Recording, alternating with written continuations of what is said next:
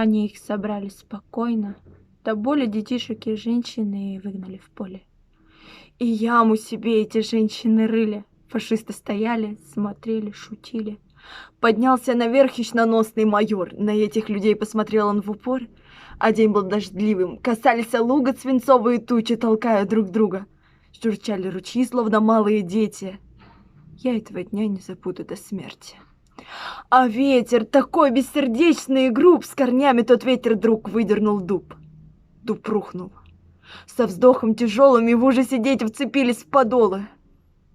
Всю душу ее на куски взрывая, он будто кричал, уже все понимая. «Стреляют! Укрой! Не хочу умирать!»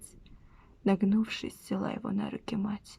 Прижала к груди, но не бойся, сейчас на свете не будет, мой маленький нас. Сын глазки закрыл. Пуля в шею вошла, и молния два слепила ствола, и души умерших белее, чем мел. И ветер вдруг взвизнул, и гром загремел. Планета, живешь миллионы ты лет, садам и озерам числа твоих нет, но видела ты хоть единственный раз позорнее случая, чем тот, что сейчас. Страна моя, над знаменем малым, а мы-то то знамение крови немало. Огнями той правды громи палачей за детскую кровь и за кровь матерей.